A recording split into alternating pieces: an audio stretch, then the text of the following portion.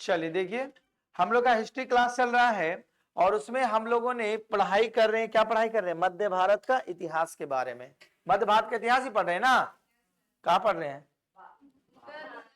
मध्य भारत का इतिहास में पढ़ रहे हैं हम लोग मुगलिया सल्तनत, जिसको मुगल काल बोला जाता है। ठीक है, मध्य भारत में हम लोग दिल्ली सल्तनत के बारे में पढ़ चुके थे। आई होप कि बता दे रहे हैं कि आज आपका रिमाइंड में नहीं था, बोल देते कि कल आपसे दिल्ली सल्तनत के जितने भी एमसीक्यू क्वेश्चन है हम सब पूछेंगे, स्क्रीन पर चलेगा, दिमाग में लोड रखिएगा। क्योंकि देखो मध्य भारत, ठीक है, और मॉडर्न हिस्ट्री थोड़ा अच्छा से पढ़ना, क्वेश्चन इर्द गिर्द इसी में घूमता है। ठीक है, ये प्राचीन से क्वेश्चंस लिमिटेड सेक्शन से रहता है, लेकिन इधर से ज्यादा क्वेश्चन आपका रहता है, इसलिए इसका सेक्शन भी मध्य भारत आपको पहले बोले छोटा है। तो चलिए, मध्य भारत के काल में हम लोग पढ़ रहे हैं मुगल काल।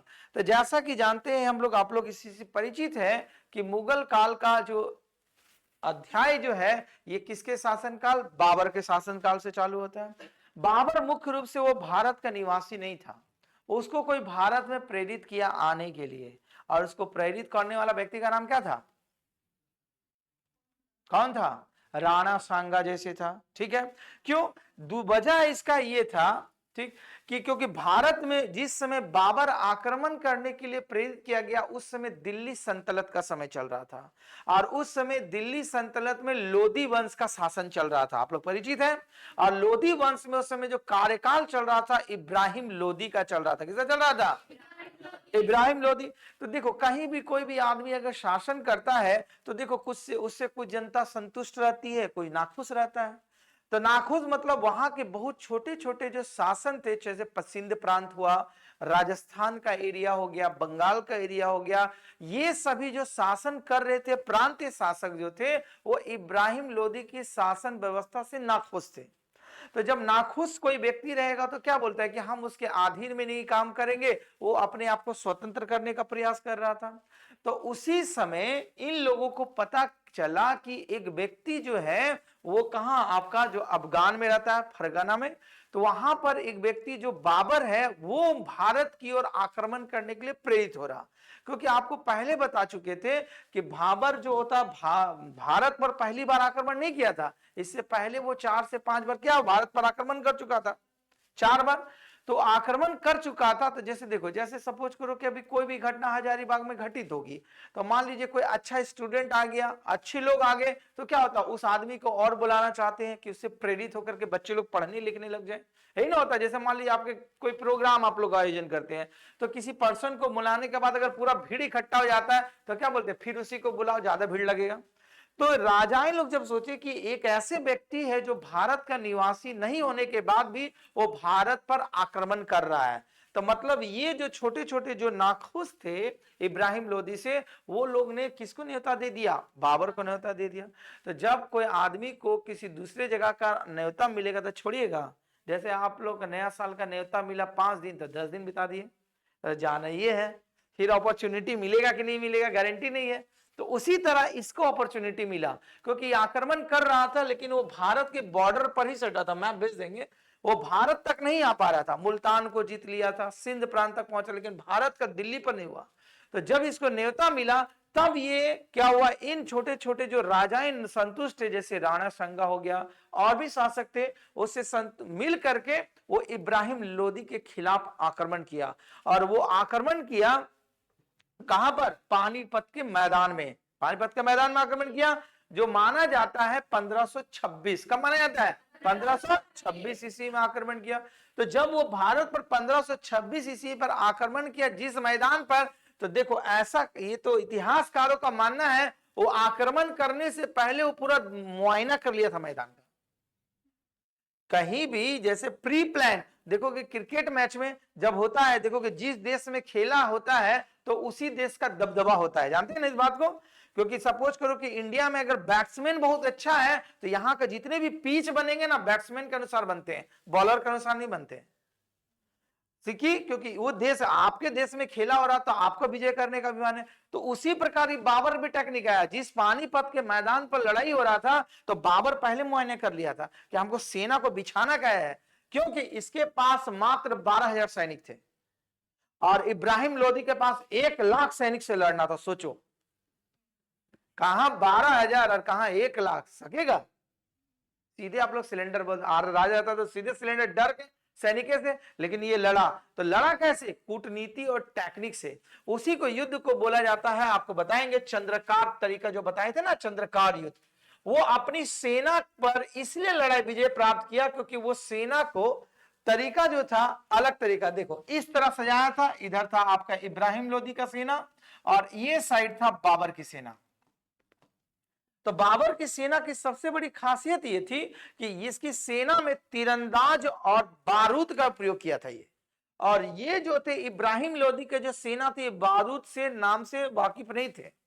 बारूद का प्रयोग आपको दक्षिण भारत की लड़ाई में हुआ था, बताए थे आपको, तो लेकिन ये उत्तर भारत में, मध्य भारत में जो लड़ाई हुआ था पहली बार बाबर प्रयोग किया था, बाबर इब्राहिम लोदी। तो ये लोग बारूद के बारे में, जैसे मान लो अभी हम लोग किसी चीज के बारे में अवगत नहीं है और वो चीज आ जाएगा तो थोड़ा हर कोई हड़बड़ा जाता है, ठीक है।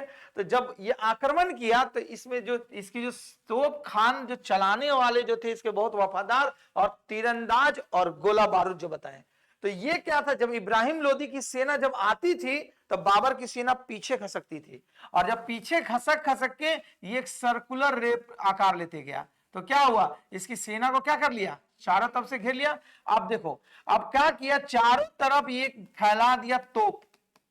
अब जब चारों तरफ से जब तोप से हमला करेगा, तोप को गोला तो दूर दूर रहता है, अब हमला करेगा तो उस समय क्या होता था, किसी भी राजा की शक्ति मानी जाती थी उसके हाथी कितना है, कितना घोड़सवार है, जिसके पास जितने हाथी और घोड़सवार की संख्या रहती थी वो ज्यादा शक्तिशाली माना जाता था। उसके बाद आता था थल सेना, माने पैदल चलने वाले व्यक्ति का। तो ये लोग जितने आक्रमण करते थे गोले बारूद से, तो हाथी और घोड़े देखोगे अगर कोई आवाज सुनता है तो लोग क्या होता है, भागने लग जाता है। तो इसीलिए क्या हुआ, इन लोग का भगदड़ मच गया सेना में, और भगदड़ मचने के बाद अपनी ही सेना को ये लोग कुचलने लग गया, और कुचलने की वजह से ऐसा माना जाता है इतिहासकारों का कि लगभग 12 घंटा होते होते ये लोग लगभग 1,00,000 सेना को मार दिया, ये लोग मात्र 12 घंटा में खत्म कर दिया। सोचे कैसी लड़ाई लड़ा होगा। तो लड़ने का वजह यह था क्योंकि देखो किसी चीज का ब्लड में होता है, जैसे आप लोग भी सुने होंगे कि अगर किसी घर में कोई एक अधिकारी बनता है तो देखो कि सब अधिकारी बनते जाता है, सुने है ना, क्या है ऐसा। अब किसी का घर में अगर कोई पढ़ा लिखा नहीं है वो फिर पढ़ेगा लिखेगा नहीं, किसी तरह घिस तीर के पढ़ेगा फिर ऐसे करना है। इसका वजह क्या है, उसका माहौल और एनवायरमेंट। बाबर जो ये युद्ध नीति जो बना रहा था ये पहले इसका वंशज ही से वही बिलोंग करता था। बाबर सिंपल परिवार से नहीं था, ये चंगेज खां और तैमूर वंश से बिलोंग करता था, और चंगेज खां कितने खतरनाक था आप लोग जानते ही है। तो उस वंशज से था, तो इसका ब्लड में डीएनए में था युद्ध नीति, युद्ध लड़ना। जैसे आपको बताए थे कि जब आपका वर्ण समाज जो 4 भाग में बटा हुआ था, ब्राह्मण क्षत्रिय वैश्य, क्षत्रिय लोगों का काम क्या होता है, राजपूतान लोग युद्ध लड़ना, मुख्य पेशा वही होता है, वो लोग युद्ध लड़ेगा, संपत्ति संग्रह करेगा। और वैश्य और शूद्र क्या, खेती बाड़ी लन ये सब जो काम करेंगे। ब्राह्मण का क्या काम होता था, पूजा पाठ। तो ये जो था बाबर जो था इसका जेनेटिक में ही था, जेनेटिक समझते हैं ना, डीएनए में ही था कि लोग खूंखार श्रेणी से था, इसीलिए ये सामना किया। नहीं तो आप लोग को बोलेंगे जाओ 12,000 सेना ले जाओ और जाओ आक्रमण कर दो, एकदम चाइना का बॉर्डर पर 1,00,000 है, जाइएगा ना सर, ये होगा चाइना वाला एकदम खतरनाक खतरनाक राइफल लेके है, पहुंचेंगे तो पहले ही वो लोग देख लेगा। हम बॉर्डर पर क्या जाएंगे, वो लोग सैटेलाइट से, हाँ गुप्त सैटेलाइट छोड़ा हुआ है, हर देश का गुप्त सैटेलाइट होता है, मतलब आपके देश में आप क्या कर रहे हैं सब उसको पता है।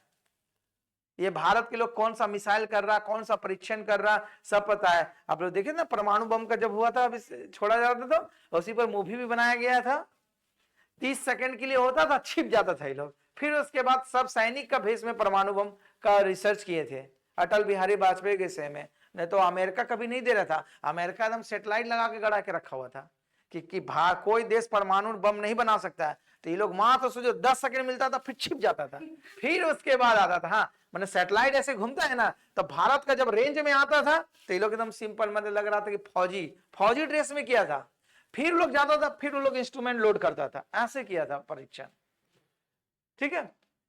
तो वही चीज है, कहने का मतलब मेरा ये है कि जेनेटिक जो था बताएंगे। तो बाबर इसी वजह से विजय प्राप्त किया। अब इसका तो थोड़ा स्टोरी समझ लो तब पढ़ने माना है।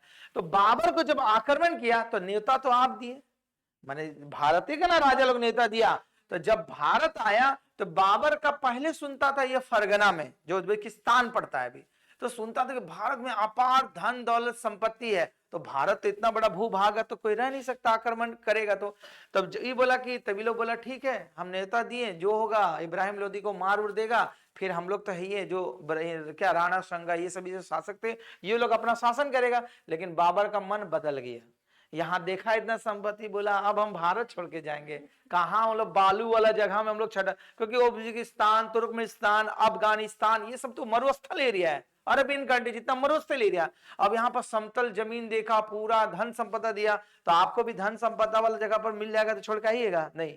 तो अब क्या हुआ, जो लोग न्योता दिया था उसका अगेंस्ट में बाबर 4 लड़ाई लड़ता है, ठीक है। एक खानवा का लड़ाई लड़ेगा, एक खानवा का युद्ध लड़ेगा राणा सांगा के खिलाफ, ठीक है।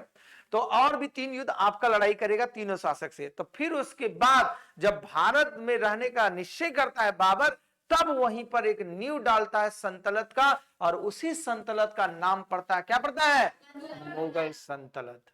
क्योंकि जब कोई व्यक्ति जहां पर अस्थायी रूप से रहने का प्लानिंग कर लेगा तभी का वहां पर वो अपना साम्राज्य का विस्तार करेगा। जैसे सपोज दैट अभी आप लोग यहाँ पर आ रहे हैं जब एजुकेशन लेने के लिए, अब एजुकेशन लेने के बाद जहां जहां ड्यूटी जिसका जॉब होने के बाद पड़ेगा, फिर वहीं पर आप एटलीस्ट 40 या 30 ईयर स्टे कीजिएगा, तो वहीं पर अपने साम्राज्य का विस्तार बनाइएगा, घर बनेगा, ये बनेगा, कि फिर यहाँ बनाने आएगा नहीं। तो जो भी आदमी जहां पर अस्थायी रूप से प्लानिंग कर लेता है फिर वहीं पर अपना साम्राज्य का क्या करता है, विस्तार करता है।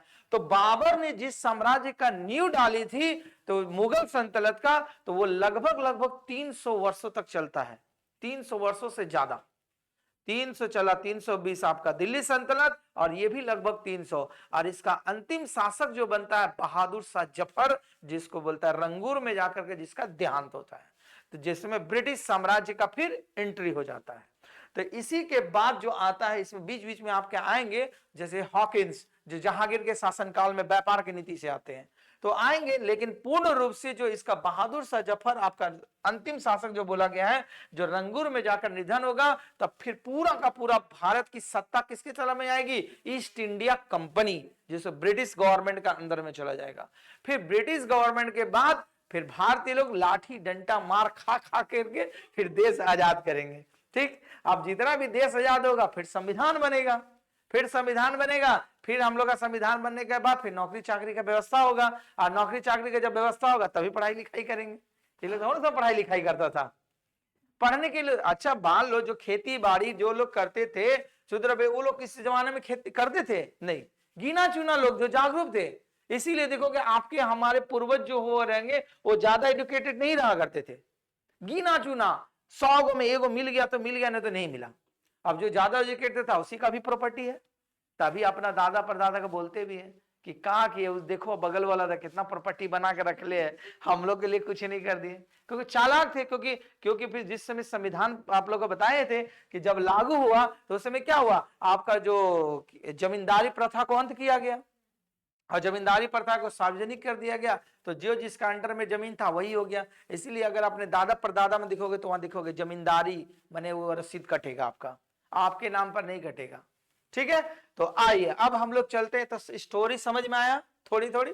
तो मुगल सल्तनत में ये आपका चार्ट बता दिए थे, ये चार्ट से 3 से 4 इंपॉर्टेंट क्वेश्चंस पूछे जाते हैं, इसीलिए इसको एकदम फ्रंट में डाला गया है। ये जनरली अंत में दिया जाता है, लेकिन हमने इस चार्ट को फ्रंट में इसलिए दे दिया है क्योंकि आप पर डे इसको देखते रहे और इससे जो 2-3 क्वेश्चन आपके दिमाग में हिट।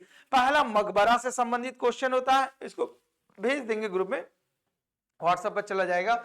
ये आपका मकबरा पूछा जाता है, उसके वंशज पूछा जाता है, उसका पिता, फिर बाकी सबका जो इंपॉर्टेंट है। इतनी पूरी हमें नई एग्जाम के दृष्टिकोण से इंपॉर्टेंट नहीं है, इंपॉर्टेंट है आपका बाबर के बारे में पढ़ना है, हुमायूं के बारे में पढ़ना है, अकबर के बारे में पढ़ना। इसी दोनों हुमायूं के बीच में शासन आएगा सूर्यवंश शेर शाह सूरी के बारे में पढ़ना है आपका। हुमायूं के बाद जहांगीर के बाद शाहजहां, और शाहजहां के बाद औरंगजेब। यहां तक आपसे एग्जाम से रिलेटेड क्वेश्चंस पूछे जाते हैं, और लास्ट में थोड़ी बार बहादुर शाह जफर के बारे में, और बीच में जो है केवल एक आइडिया रखिएगा कि क्या है, लेकिन जान के रखना आप जब पढ़ाई कर रहे हैं तो जरूरी है। यदि बात समझ में आई तो चलिए, तो पहले इसके बारे में थोड़ी सी इंट्रोडक्शन ले लीजिए, फिर उसके बाद आप समझिएगा।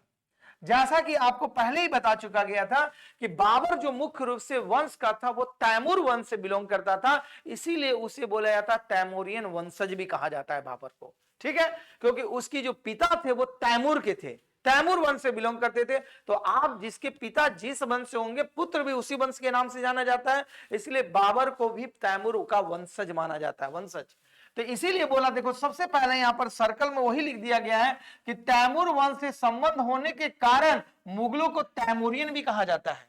तो अगर एग्जाम में पूछा जाए कि किसके शासनकाल को तैमूरियन भी कहा जाता है, तो किसके शासनकाल में बोलेंगे आप? मुगल वंश, ठीक है, क्योंकि मुगलों को तैमूरियन के नाम से, क्योंकि तैमूर से वंश से बिलोंग करते थे। अब उसके बाद जैसे तैमूर था तो माना जाता है ये बाबर जो था तैमूर के कौन से वंश से थे? पांचवा वंश। जैसे आप लोग वंशावली बनाते होंगे तो दादा का परदादा का परदादा का, पहले परदादा, फिर दादा, फिर आपके पिता, फिर आपका नंबर, नीचे में 4 से 5 वंशज। खाली अपने बाबूजी का नाम लिख के दे दीजिएगा तो बनेगा। रिजेक्ट बोलेगा प्रमाण, तो बोलेंगे इसमें खतियान लगाएंगे। खतियान ना लगाते हैं, ठीक है, खतियान नहीं दिया था, जाओ अब निवासी नहीं है, कोई प्रमाण नहीं, खत्म।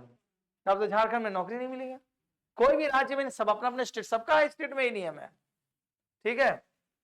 चलिए बोले आधार कार्ड, आधार कार्ड नहीं, आधार कार्ड आइडेंटिटी, वो आपकी अपनी पहचान है और कोई मतलब नहीं इसका, ठीक है। तो ये तैमूर के कितने नंबर वंशज बिलोंग करते थे? पांचवा, ठीक है।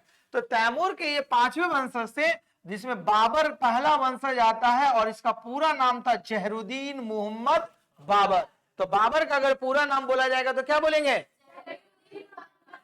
ठीक है। फिर बाबर के बाद उसका पुत्र गद्दी पर बैठा। बाबर के 4 संतान थे, उस संतान में सबसे जो था आपका बड़ा हुमायूं, हुमायूं को दिल्ली की गद्दी पर मिलता है।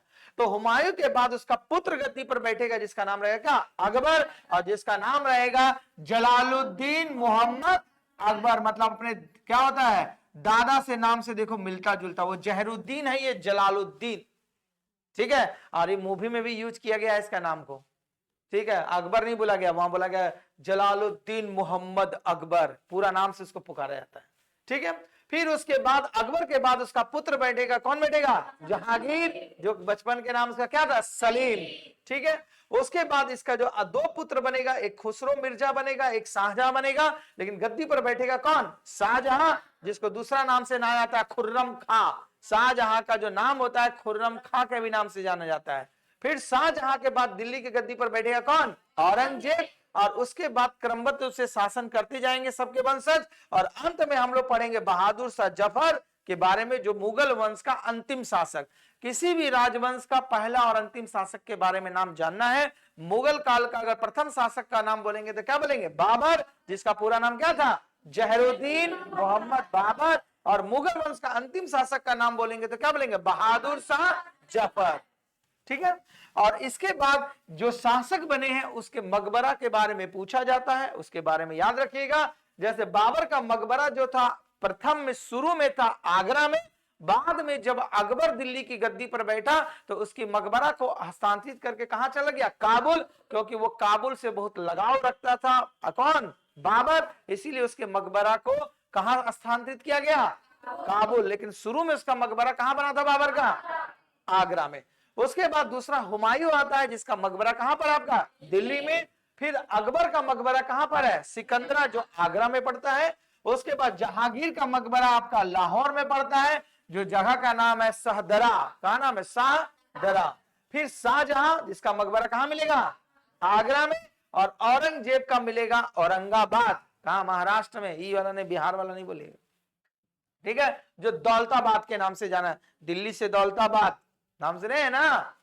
किसके शासनकाल में दिल्ली से दौलताबाद राजधानी स्थापित किया गया था? किसका? भगवान बचाए,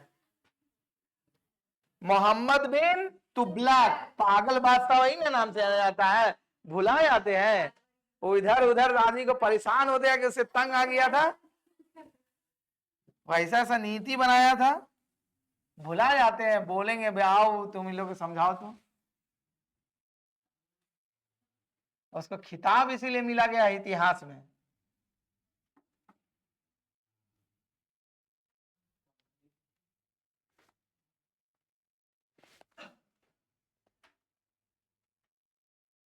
चलिए देखिए, तो हम लोग मुगल सल्तनत में स्टार्ट कर रहे हैं। जहरुद्दीन मोहम्मद आपका बाबर, जिसका शासनकाल ज्यादा समय तक भारत में नहीं रहा। इनका शासनकाल भारत में माना जाता है 4 से 5 साल तक मैक्सिमम रहा, 1526 से लेकर के 1530 ईस्वी तक। फिर इसका इंतकाल हो जाने के बाद इसका पुत्र गद्दी पर बैठता हुमायूं। लेकिन 4 वंश में 4 साल के लगभग शासनकाल के दौरान इन्होंने बहुत सारे काम किए। तो उसी के बारे में इंट्रोडक्शन जो जितने सारे बताए एक बार रिमाइंड कर लीजिए। जैसे मुगल वंश का संस्थापक किसे माना जाता है? बाबर को। तो अगर बोला जाएगा मुगल वंश का संस्थापक किसे माना जाएगा? बाबर को। बाबर का वास्तविक नाम आप लोग जानते हैं, जहरुद्दीन मोहम्मद बाबर के नाम से जाना जाता है। और देखो, अतः जहरुद्दीन मोहम्मद बाबर अपने पराक्रम और निर्भरता के कारण इसको टाइटल मिला था, उपाधि मिला था बाबर का। जैसे आप कोई अपना काम करते, देखो कॉलेज में अलग नाम, घर में अलग नाम, घर में पुकारू नाम जितना रहता है उसको कह दिया जाता है, बाद में ऐड कर देते हैं। तो इसीलिए ये जो हुआ था, इसकी बहादुरी के कारण जो होता था, इनको नाम टाइटल मिला था बाबर, लेकिन इसका वास्तविक नाम था जहरुद्दीन मोहम्मद। तो इसीलिए इसे पूरा नाम पुकारने लग गया जहरुद्दीन मोहम्मद बाबर। तो जो जिस नाम से फेमस हो जाते हैं वही नाम से अब जाने जाते हैं। ठीक, अभी स्कूल का नाम अगर जाके आपका गांव में बोलेगा और गांव को कोई आदमी नहीं जानता है तो पहचान वो नहीं करेगा, कौन नाम आते हैं, इन नाम का कोई नहीं रहता यहाँ पर। हाँ देखिएगा, अगर मान लीजिए स्कूल का नाम से अगर आप बोलने जाएंगे, इस नाम का कहाँ कोई रहता है, फिर बोलेगा घर वाला नाम बोलो तो उठते बोलेगा वो गली, वो मोहल्ला, वो टोला में चल जाइए, मिल जाएगा। ठीक है, तो उसी प्रकार इसके बाबर के पराक्रम के कारण से टाइटल मिला था बाबर। बाबर का जो जन्म माना गया था वो 14 फरवरी 1483 ईस्वी में। 14 फरवरी वैलेंटाइन डे याद रहता है ना, वो डेट याद रहेगा आपको। तो 14 फरवरी 1483 ईस्वी को एक छोटे से जगह पर हुआ था, जिसका नाम था, जगह का नाम क्या था? फरगना, जो वर्तमान में किस नाम से जाना जाता है? उज्बेकिस्तान। तो अगर बोला जाए बाबर का जन्म कहां, कब और कहां हुआ था, तो कब हुआ था? 14 फरवरी। इसका डेट याद इसलिए, कॉन्सेप्ट देखो, ट्रिक समझो। वैलेंटाइन डे 14 है तो 14 से ही स्टार्टिंग है, 14 फरवरी 1483 ईस्वी में। और जगह हुआ था फरगना, जो वर्तमान में किस नाम से जाना जाता है? उज्बेकिस्तान। और उसके पूरे नाम से आप लोग परिचित हैं, तो इसका पूरा नाम जहरुद्दीन मोहम्मद बाबर था। और इसके पिता का नाम जरूर याद रखिएगा, उमर शेख मिर्जा, जो तैमूर वंश से बिलोंग करते थे। और इसकी माता का नाम था कुतलुग निगार खानम। क्या नाम था? कुतलुग निगार खानम, जो किस वंश से बिलोंग करती थी? चंगेज खां। तो इधर तैमूर वंश और चंगेज खां, तो इसके मां का प्रभाव ज्यादा पड़ा, तो इसीलिए ये बहुत खतरनाक आगे चल के बनता है। तो इसीलिए इसके पिता का अगर नाम पूछा जाएगा तो क्या नाम रहेगा? उमर शेख। किस वंश से बिलोंग करते थे? तैमूर वंश से, इसीलिए इसे क्या कहा जाता था? तैमूरियन। ठीक है, ठीक है। उसके बाद इसकी माता का नाम क्या था? कुतलुग। पढ़ने नहीं आता है? कुतलुग निगार खानम। किस वंश से बिलोंग करती थी ये? चंगेज खां के वंश से बिलोंग करती थी। ऐसा माना जाता है कि जब बाबर का उम्र 11 साल था तब इसके पिता का देहांत हो जाता है। तो पिता का जब देहांत हो जाएगा तो उसका जो पुत्र रहेगा वही गद्दी पर बैठेगा।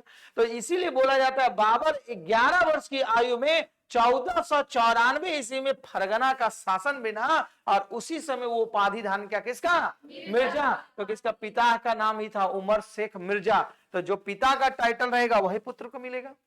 ठीक है, तो इसीलिए ये कितने वर्ष की आयु में गद्दी पर बैठा था? भारत में नहीं, फरगना में बैठा था। भारत में वो लंबा बाद बैठा था। तो 11 वर्ष की आयु में वो फरगना का शासन बना और वहीं पर वो टाइटल उपाधि धारण किया जिसका नाम था मिर्जा। तो इसीलिए, क्योंकि इसका पिता का नाम था उमर शेख मिर्जा। ठीक है, इसके बाद बोला गया है, देखो बाबर जब गद्दी पर बैठा तो शांत स्वभाव इसका था। कोई भी शासक बनता उसका मुख्य धर्म होता अपने साम्राज्य का विस्तार करना। ठीक है, ये नहीं कि चुपचाप बैठा रहा, तब वो क्या होता है, तो वो अपने ज्यादा लोकप्रिय नहीं होता है। तो इसीलिए जब वो फरगना की गद्दी पर बैठा तो माना जाता है 1501 ईस्वी में समरकंद को वो जीत लिया। देखो फरगना बताए थे उस दिन, ठीक, पड़ता था समरकंद।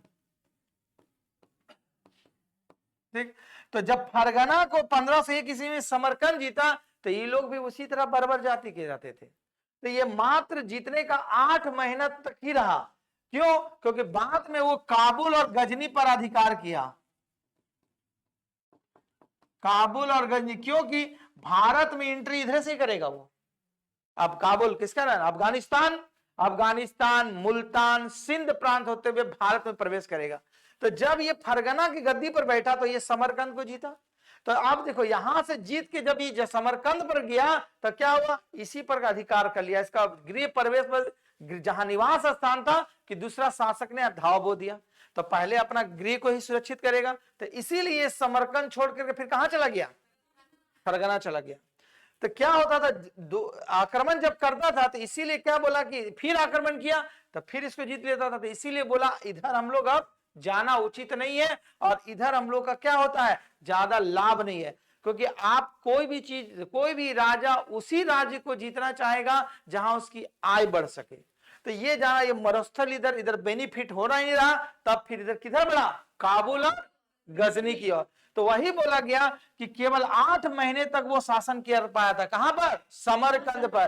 तो समरकंद पर वो आक्रमण कब किया था? 1501 ईस्वी में। और उसका जन्म कब हुआ था? 1483 ईस्वी में। 11 साल की गद्दी पर बैठा और उसके बाद वो आक्रमण की प्रक्रिया चालू किया।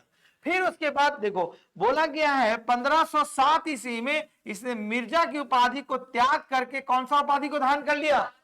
बादशाह की उपाधि। अब यहीं से परंपरा चलेगा, जितने भी मुगल वंश के शासक बनेंगे उसको बादशाह का टाइटल मिलेगा। उसको क्या हो, क्योंकि दिल्ली सल्तनत में जिस तरह सुल्तान का उपाधि मिलता था, उसी तरह मुगल शासन जितने भी बनेंगे सबको टाइटल मिलेगा बादशाह को। ठीक है, तो इसीलिए अब जो हम मिर्जा का ही टाइटल लेता था उस टाइटल को त्याग करके किस चीज का टाइटल धारण कर लिया? बादशाह। तो मुगल सल्तनत में सबसे पहले बादशाह की उपाधि धारण करने वाले शासक का नाम बोलेंगे तब क्या होगा? बाबर। बाबर का पूरा नाम जैनुद्दीन मोहम्मद बाबर। ठीक है, और ये बादशाह की उपाधि कब धारण किए थे? 1507 ईस्वी में।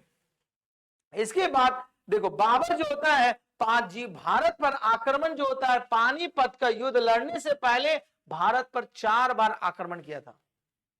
5वां आक्रमण उसका पानीपत का लड़ाई था जो 1526 ईस्वी में हुआ। तो वही बोला गया है कि बाबर पानीपत का प्रथम युद्ध से पहले भारत में कितनी बार आक्रमण किया था? 4 बार आक्रमण किया था। और पानीपत पर जो उसका लड़ाई था, कौन सा लड़ाई था उसका? 5वां।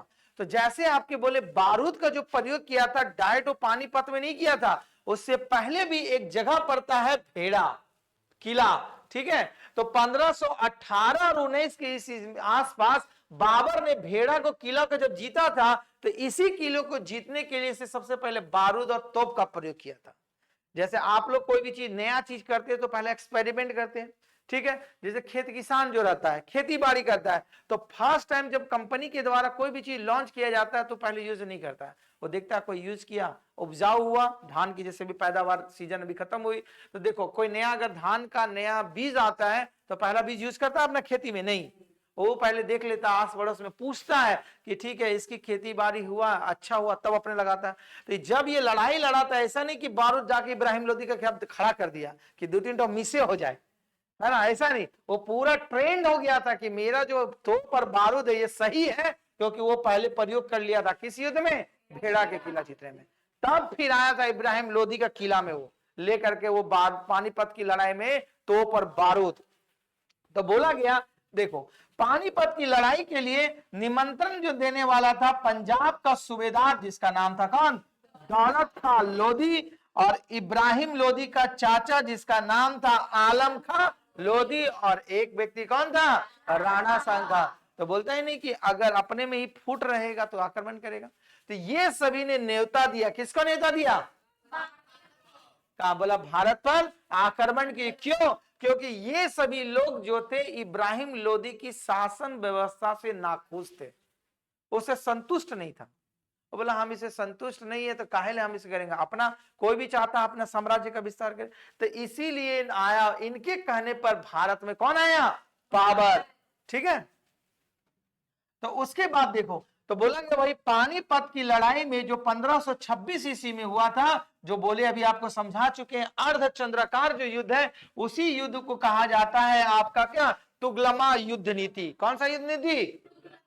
तुगलमा युद्ध नीति जिसमें उन्होंने तोपों सजाने के लिए, देखो उन्होंने विधि जो यूज किया था, टेक्निक, उस विधि का नाम क्या था? उस्मानी विधि, जिसको रूमी विधि भी कहा जाता है। और उसके दो प्रमुख थे, एक का नाम था उस्ताद अली और दूसरा का नाम था क्या? मुस्तफा। बाबर के दो प्रसिद्ध निशानेबाज थे। निशानेबाज समझते हैं ना? एकदम तीर लगाने वाला, खतरनाक, ऐसा वाला तीर, अरबियन तीर होता है, ठीक है, जो मारेगा यहां से कम 1-2 किलोमीटर दूर जाके गिरेगा। अभी मारिएगा तो जाके बाबू गांव तक नहीं जाएगा, है ना? तो ये जो होता है, तो इसके दो प्रमुख तीरंदाज थे। एक तीरंदाज का नाम क्या था? उस्ताद अली, और दूसरे का नाम मुस्तफा। दो प्रसिद्ध निशानेबाज थे जो पानीपत के प्रथम युद्ध में भाग लिया था। अब ऐसा नहीं कि ऐसे युद्ध में भाग लेगा, अभी और भी कहानी चलेगा। तो देखो, इब्राहिम लोदी को पराजित करने के बाद इस युद्ध में इब्राहिम लोदी क्या हो जाता है? मारा जाता है। और इब्राहिम लोदी को पढ़ाते समय आपको बताए थे कि दिल्ली सल्तनत का एकमात्र ये शासक था जो युद्ध लड़ते हुए वीर गति को प्राप्त हुआ था। इससे पहले कोई नहीं लड़ा था, ऐसे जाकर समझौता करके अपने आप मर गया। लेकिन ये था कि लड़ते हुए मारा। किसी को कि हम 1 लाख सैनिक को 12,000 का सकेंगे, लड़बे करेंगे, ठीक, लेकिन ये नहीं जाना कि पूरा दिमाग लगाया हुआ है। तो इसीलिए आप लोग को भी बोलते हैं, अगर स्टैटिक तरीका से पढ़िएगा तो जॉब नहीं मिलेगा। अब आपको डायनेमिक तरीका अपनाना पड़ेगा। डायनेमिक तरीका करने का मतलब, हम पढ़ा रहे हैं, मेरा एनालिसिस कीजिए पढ़ाई का, और घर में अपना एनालिसिस भी स्टार्ट कीजिए पढ़ने के लिए, क्योंकि अब टेक्नोलॉजी का यूज है। आप 2025 में लगभग एंट्री कर चुके हैं, लगभग का पूरे कर गए हैं, अब लगभग का बोलेंगे आप ठीक है, 31 आप तो 25 में पूरा एंट्री कर गए, तो आप अपनी सोच और थॉट को बदलना पड़ेगा। अगर सोचिएगा कि वो पुराना परंपरा की चल रहे तो नहीं। देखो, आप भी मेहनत कीजिए, हमारा तो फुल सपोर्ट रहेगा ही, तब जल्दी कामयाबी तक पहुंचेगा, नहीं तो टाइम लगेगी। क्योंकि आप जब पूरी तरह कंपटीशन में अपने आप को झोंक दिए तो पूरी तरह समर्पित कर दीजिए, ठीक है। तो देखो, तो दिल्ली सल्तनत का वही बोला गया एकमात्र शासक का नाम इब्राहिम लोदी था जो युद्ध में लड़ते से मारा गया। तो इब्राहिम लोदी किस सल्तनत में शासन कर रहा था? दिल्ली सल्तनत में वो शासन कर रहा था, ठीक है। इसके बाद बोला गया है, देखो, पानीपत के प्रथम युद्ध विजय प्राप्त करने के बाद बाबर ने काबुल में प्रत्येक निवासी को एक चांदी का सिक्का दिया और पूरा दान किया। तो दान नहीं करेगा, बाबर में इतना सोना संपत्ति भारत से ले गया था, जीत गया, तो खुशी में जैसे आप लोग अभी जॉब हो जाएगा तो पूरा आस पड़ोस मोहल्ला रिश्तेदार गोतिया को पूरा बुला बुला के खाना खिलाएं, खाओ। और नहीं बोला अच्छा चलो आओ खाओ, पूरा एकदम डीजे उजे पूरा बजा खिलाएंगे। और नहीं, नौकरी हुआ बगल वाला का हो गया तो आप खाने ही नहीं जाइएगा, नहीं उसका नौकरी हो गया, हम काहे जाए? गुस्सा लगता है कि नहीं? अच्छा, गुस्सा नहीं लगेगा? झूठे, अगर आपका बगल वाला घर का सट्टा वाला का जॉब हो जाए और आपका ना हो, देखिए करामात। 4 दिन तो दिखाइए नहीं दीजिएगा, मोहल्ला में कहाँ है, इधर कहाँ है, दिखाई नहीं दे रहा। अब मोबाइल भी देखिएगा स्विच ऑफ, भाग गया कहाँ। ये ह्यूमन नेचर है, इसको आप बचा करके भी नहीं बदल पाइएगा। इसलिए कि आप 24 घंटे उसके साथ खेल रहे थे, पढ़ रहे थे, घूम रहे थे, उसका जॉब हुआ, आपका नहीं हुआ। वो 4 से 40 का करंट, उसमें बोलेगा कौन इंडिया का बेस्ट टीचर है जो हमको एक ही दिन में पढ़ा करके नौकरी दे दे दूसरा दिन, है ना, कि अगली बार आए तो मेरा ही नौकरी हो जाए। हाँ, ढूंढते चलिएगा, तो ढूंढना नहीं होगा, कहीं भी ढूंढिएगा, पढ़ना आपको पड़ेगा। ये रिमाइंड में रखिएगा बात को, ठीक है। क्योंकि जैसे वो काबुल में था तो वो काबुल के लोगों को डोनेट किया, क्योंकि उसके लड़ाई में मदद किए थे सैनिक। और सैनिक जो रहेगा, क्योंकि सैनिक से ही वो, सैनिक को अगर खुश नहीं रखेगा तो कोई राजा जीत पाएगा नहीं। तो लड़ा जान जी से, बोला वाह 12 तुम लोग इतना मार दिया, कौन लड़ाई किया, खुश होकर पूरा डोनेट किया, ठीक है। तो बोला गया पानीपत के प्रथम युद्ध ने बाबर का यह निर्णय नहीं किया कि वो भारत में अस्थायी रूप से रहेगा। उसका प्लानिंग नहीं था भारत में, क्योंकि पानीपत में वो कहने पर आया था, वो अपने से नहीं आया था। वो उधर खुश था, मुल्तान उधर जीत लिया, इधर आ गया, लेकिन वो सुनता था। क्यों सुनता था? क्योंकि आपको बताए थे कि दिल्ली सल्तनत में जब अरबा के मोहम्मद गजनवी जो जाता था, जब लूट पसोट करके कि जब वो अपना देश काबुल जाता था, तो वहां सुनता था कि बाबर में बहुत पैसा, ये लोग बहुत लूट के आता है। तो जहां पर अगर कोई भी चीज आप लोग सुने हैं तभी ना जाने का इच्छा करता है उस जगह पर, कि बिना सुना जगह पहुंच जाते हैं। कहाँ जंगले झाड़ है, यहाँ कुछ तो दिखाई नहीं दे रहा है। कहा बोलते, अरे नहीं देखा, वहां एक गुफा था, उस गुफा में जाता तब ना खाली सोना ही सोना भरा था। तो कहाँ था? अरे वहां तक गया था, 2 कदम और आगे बढ़ता तो आप लोग कहीं भी जाते थे प्री प्लान, तो इसी तरह ये सुनते के कारण ये कहा रहा था बाबर अब कहां पर आया था, भारत पर आया था, क्योंकि जहां पर आपकी इच्छा नहीं रहेगी वो काम कीजिएगा कभी नहीं। तो ये सुनते सुनते बचपन से इसका दिमाग में ये बात सुना जा रहा था, सुना जा रहा था, सुना जा रहा था, तो इसीलिए इसको भी आक्रमण हुआ। लेकिन जिस समय ये पानीपत की लड़ाई लड़ा था उस समय तक इसका डिसाइड नहीं था। जब वो लड़ाई जीत लिया और जब यहाँ की वैभव और संपदा को देखा, मरुस्थल जीवन को देखा, खुशहाली जीवन को, तब ये डिसाइड किया कि अब हम भारत में रहेंगे, अब हम नहीं जाएंगे काबुल, अब उधर जाने दो, उधर साम्राज्य संभालेगा, जिसको लूटना है लूट लो। तो जब ये हुआ तो अब क्या हुआ, गला का हड्डी बना, जो जो इसको निमंत्रण दिया अब वो तो शासन नहीं कर पाएगा, अब तब क्या होगा, उस सबसे लड़ेगा। कौन लड़ेगा, बाबर लड़ाई करेगा। तो देखो बोला गया जैसे ही बाबर में भारत में रहने की योजना बनाई, राणा सांगा ने उसे विरोध कर दिया, बोला हम तो एक बुलाए थे लड़े ले, ये आ गया यहीं पर रहने के लिए, तो अब उसका युद्ध लड़ेगा। तो राणा सांगा के बाद देखो जिसको बोला था खानवा की लड़ाई, तो 1527 ईस्वी में, 1526 ईस्वी में कहां पर आक्रमण किया था, पानीपत इब्राहिम लोदी में लड़ा, फिर वो निश्चय नहीं किया, लेकिन जब अस्थाई मन बना लिया तो पहला 1527 ईस्वी में वो पूछा जाता है खानवा का लड़ाई किसके किसके बीच हुआ। याद रखिएगा खानवा की लड़ाई हुआ था राणा सांगा और बाबर का बीच में हुआ था, याद रखिएगा, और वो आगरा के समीप हुआ था। और इस युद्ध में राणा सांगा के साथ इब्राहिम लोदी का भाई भी नियंत्रण दिया था ना, जिसका नाम कौन था, महमूद लोदी, फिर आलम लोदी, और एक चंदोरी का राजा था जिसका नाम था कौन, मेदिनी राय। तो सब का सेना मिल करके और एक अकेले तरफ क्या हो गया, बाबर। फिर बाबर का टेंशन बढ़ गया, अब तो बोला कि सेना भी मेरा लड़के थक गया है, और इधर सब पूरा भारत का सेना लड़ लिया है, अब यहां पर इसमें जोश और जुनून भरेगा। कौन भरेगा, बाबर। बाबर माना जाता है सबसे पहले जिहाद शब्द का जो प्रयोग किया गया था वो बाबर ही प्रयोग किया था। जिहाद का मतलब कहीं लिख देंगे, लिखे होंगे कि युद्ध मतलब धर्म के लिए लड़ना। तो इसीलिए बाबर पर बोला कि तुम लोग का ये जीवन का आखिरी लड़ाई है, मतलब तुमको जिहाद के रूप में लड़ना होगा, ना कि क्या बोलते हैं किसी राज्य को जीतने के लिए। तो जिहाद शब्द का जो सबसे पहले प्रयोग करने वाला जो शासक था उसका नाम क्या था, बाबर। वो आएगा कहीं लाइन में लिखेंगे हम। तो देखो जब बोला गया जब सबकी सेना आगरा आ गई तो उसके बाद संयुक्त सेना खानवा का मैदान में आ गई, और बाबर का मुकाबला इन चारों सेना था। चार सेना किसके साथ, राणा सांगा एक, इब्राहिम लोदी का भाई कौन, महमूद लोदी, आलम खां लोधी, और एक चंदोरी का शासक कौन। तो चारों इधर संयुक्त सेना और उधर बाबर अकेला, तो भी वो हार नहीं मानता, लड़ता है खानवा का लड़ाई में। तो बोला गया है इनकी संयुक्त सेना का मुकाबला बाबर के बस में नहीं था, तो इसीलिए बाबर ने अपनी सेना का मनोबल बनाने के लिए सैनिकों पर लगने वाला तमगा नामक एक टैक्स बोला, लड़ो कोई कि किसी को जब तक कोई प्रलोभन क्या होता है उसको प्रलोभन नहीं देगा या लालच नहीं देगा तब तक कोई काम नहीं करेगा। अगर अभी मार्केट जाते हैं, चलो उधर आज तुमको खाना नहीं बनाना पड़ेगा, उधर चलो मार्केटिंग करो उधर खाना, तब ठीक है।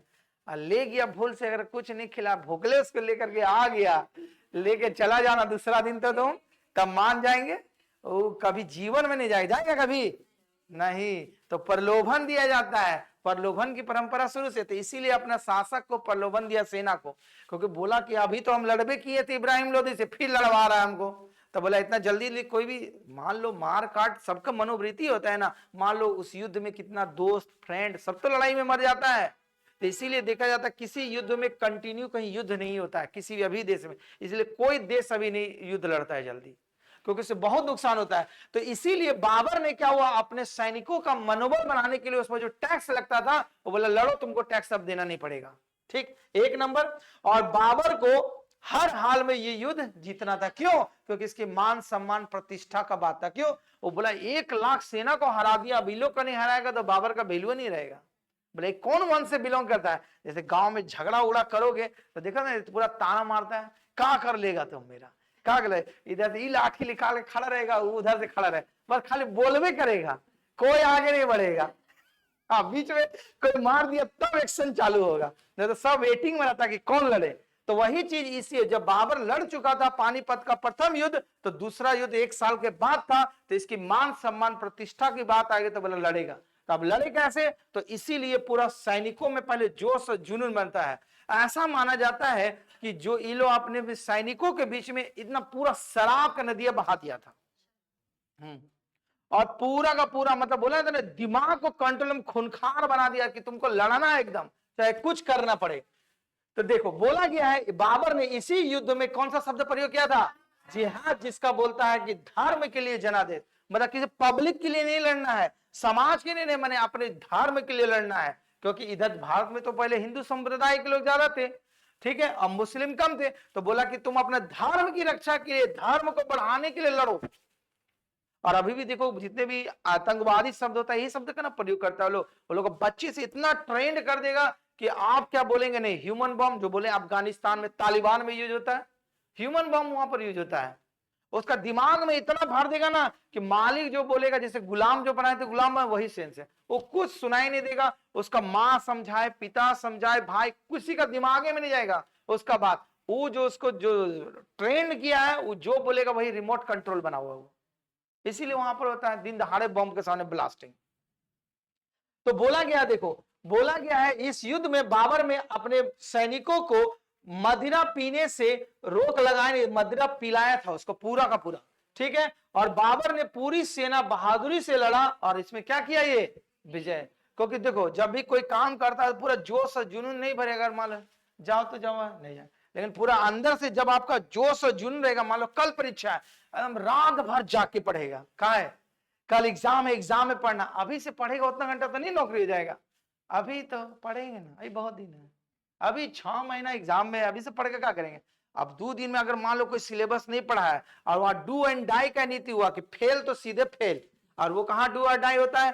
10 का एग्जाम में और 10+2 वाला एग्जाम में होता है ना। ग्रेजुएशन का तो कोई वैल्यू देता नहीं, प्रमोटेड फिर दे देंगे 2 महीने के बाद परीक्षा, इसीलिए यहाँ वैल्यू नहीं। लेकिन अगर 10 में अगर फेल हो जाएगा तो कितना, 1 साल पूरा बर्बाद होता है ना। तो वहां क्या करते थे, देखें कहीं से भी नहीं, कोई बच्चा पढ़ने वाला भी नहीं होगा, वो इधर से चीटिंग फर्जरी, वहां भी दिमाग लगाएगा, पूरा नोट्स, वो चीटिंग वूटिंग का सब सेटिंग करेगा व्यवस्था, कि किसी तरह हमको बोर्ड एग्जाम पास करना है, 10+2 पास करना है। क्यों? क्योंकि वो भी जानता है अगर फेल हो गए तो पूरा 1 साल तक खत्म, तो भी 1 साल नहीं बर्बाद करता है। तो वही सिस्टम यहाँ भी लागू होना चाहिए कि 2 अटेम्प्ट होता, पहले था बैंक के एग्जाम में जब बैठते थे SBI PO के एग्जाम में, तो 5 अटेम्प्ट दिया जाता था वहां पर, कि अगर 5 अटेम्प्ट में अगर नहीं है तो खत्म। तो अटेम्प्ट का टेक्निक अगर बंद है कि SSC में 5 ही अटेम्प्ट दे सकता है कोई बच्चा, अगर 5 अटेम्प्ट नहीं दिया तो खत्म। तब पढ़ने लगेगा कि नहीं बच्चा? तो बोलेगा नहीं मेरा लाइफ लाइन खत्म हो रहा है, ये वो खत्म, अब बच्चा 4 गो 3 गो, तब देखो अच्छा से पढ़ेगा। अब यहाँ कोई लाइफ लाइन नहीं, पढ़ते जाओ, नहीं है चलो भर दे रहे फॉर्म, फिर इस साल नहीं होगा तो फिर भरेंगे अगला साल, खाली फॉर्म में भरेगा, पढ़ेगा नहीं। और हो सकता है आने वाला समय में कुछ भी हो सकता है, इसलिए अलर्ट रहिए। तो इसीलिए जो होता है, खानवा का युद्ध किसके किसके बीच में लड़ा गया था? मुख्य रूप से अगर नहीं ना, चारों का नाम तो दिया तो ठीक, नहीं तो राणा सांगा और याद का 1527 ईस्वी में, ठीक है। तो देखो इस युद्ध में बाबर ने गाजी, जिसको बोला जाता है युद्ध के विजेता को उपाधि, जब ये युद्ध जीत गया खानवा का युद्ध, तब इसको टाइटल मिला, क्या टाइटल मिला? गाजी का उपाधि मिला। और इस युद्ध के बाद ही बाबर ने अस्थायी रूप से कहां निवास करने लग गया? भारत में। तो 1526 में पानीपत का लड़ाई लड़ा था, उसमें वो डिसाइड नहीं किया था, लेकिन जब वो खानवा का लड़ाई 1527 ईस्वी में लड़ा, तब वो सोचा अब हमको अस्थायी रूप से कहां रहना है? भारत में नहीं। वो कहां छोड़ दिया? बाबर कहां का निवासी था? फरगना, जो उज्बेकिस्तान में पड़ता है, वहां वो छोड़ करके कहां रहने लग गया? वो भारत में। तो बोला गया है, देखो इसके बाद बोला गया है फिर 1528 ईस्वी में चंदोरी, जो कहां पड़ता है आपका? ग्वालियर का क्षेत्र में पड़ता है, इसमें उसने किसको पराजित कर दिया? मेदिनी राय को। फिर उसके बाद जितने छोटे छोटे शासक थे सबको पराजित करके वो अस्थायी रूप से भारत में शासन करने लग गया। फिर उसके बाद एक और लड़ाई आपका लड़ेगा, फिर 1526 लड़ा, 1527 लड़ा, 1528, और उसके बाद 1529, 30 में तो इसका सफाई हो जाता है, इंतकाल। तो बोला गया 1529 ईस्वी में घाघरा का युद्ध, जिसमें बिहार तथा अफगानिस्तान की संयुक्त सेना को पराजित करता है, और इसका नेतृत्व कौन करता है? महमूद लोदी ने किया। किंतु बाबर ने अफगानों को पूर्णतः क्या कर दिया, सफाया, मैंने कुछ भाग गया लड़ाई करने के कारण। जैसे वो नहीं हुआ था रक्त और लोह नीति, जैसे पुराना ने अपनाता था शासक दिल्ली सल्तनत में, रक्त और लोह नीति अपनाता, तो जब तक मारेगा नहीं तब तक छोड़ेगा नहीं, तो ये छोड़ दिया, वो नीति नहीं अपनाया, तो लड़ाई लड़ा जो आगे चल के इसके लिए कारण बनता हुमायूं का जब युद्ध लड़ेगा तब वो, ठीक है। तो वही बोला गया जिसे बचे हुए अफगानिस्तान ने के सैनिक जो होते हैं हुमायूं के लिए क्या बन गया, खतरा, क्योंकि बाबर के मृत्यु के बाद बोलता नहीं कि अगर पिता का दुश्मन को अगर नहीं मारे तो उसका शत्रु उसका पुत्र भी रहता है, पुत्र से फिर लड़ाई करे, पुत्र भी नहीं हुआ तो फिर इसका बेटा का बेटा रहता है, वही होता था खानदानी का होता, युद्ध चलते रहता, गृह युद्ध चलता, दादा परदादा का लड़ाई होके आपका जनरेशन तक आ गया लेकिन वो लड़ाई खत्म नहीं हुआ। और कहाँ होता है, गांव देहात में जमीन जायदाद का मुख्य रूप से, अब बाहर में शहर में तो लड़ाई कम होता है, शहर में कुछ बोला शांत हो गया फिर जाके मिठाई उठाई भी खा लेता है, लेकिन गांव वाला जो लड़ाई होता है वो क्या होता है, गोतियोजी समझते हैं ना, रिश्तेदारी वाला, वो चलते रहेगा, आपका दादा परदादा कौन युग से चल रहा है अभी तक चल रहा है। तो इसीलिए इसके लिए क्या बोला जाता है कि जिस जो आपका लड़ाई हुआ था आपके अफगान खिलाफ, किसका, बाबर का, तो पूरी तरह अफगान को सफाया ना करने के कारण क्या होता है, फिर हुमायूं के आक्रमण होता है। हुमायूं के जब शासन दिल्ली की गद्दी पर बैठेगा तो अफगान लोग फिर किस पर आक्रमण करेगा, दिल्ली पर, हुमायूं के खिलाफ।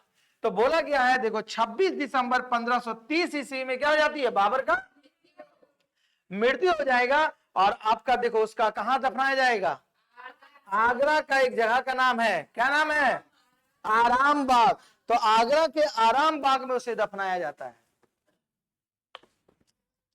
तो आगरा का जो आराम बाग में उसे दफनाया, तो इसीलिए बाबर का जो मकबरा है आगरा में था, लेकिन बाद में जब अकबर गद्दी पर बैठता है तो बाबर का मकबरा को शिफ्ट कर दिया जाता है, कहां पर, काबुल में, ठीक है। लेकिन अगर शुरू में आगरा रहा तो आगरा ही मारिएगा, और आगरा नहीं रहा तब काबुल। और आगरा में कहां दफनाया गया था, आराम बाग, क्योंकि ऐसा माना जाता है इतिहासकारों की बाबर को बगीचाओं से बहुत लगाव था, ठीक है, बहुत बगीचा डेवलप, बगीचा मतलब समझते हैं ना, कहा आता है फूल गाछ लगा देना, पार्क, ओ मॉडर्न नेम पार्क, पुराना नाम बगीचा, जहां पर बहुत, बगीचा का मतलब मुख्य रूप से होता है जहां पर फलदार पौधे लगाए जाते हैं, और पार्क मतलब वहां फलदार पौधा नहीं निकलेगा, खाली फूल दिखेगा, फूल दिखेगा, इधर बगते हैं और लगा दो 4 आम का पेड़ तो पार्क में सब छेक लेगा, जगह नहीं बचेगा।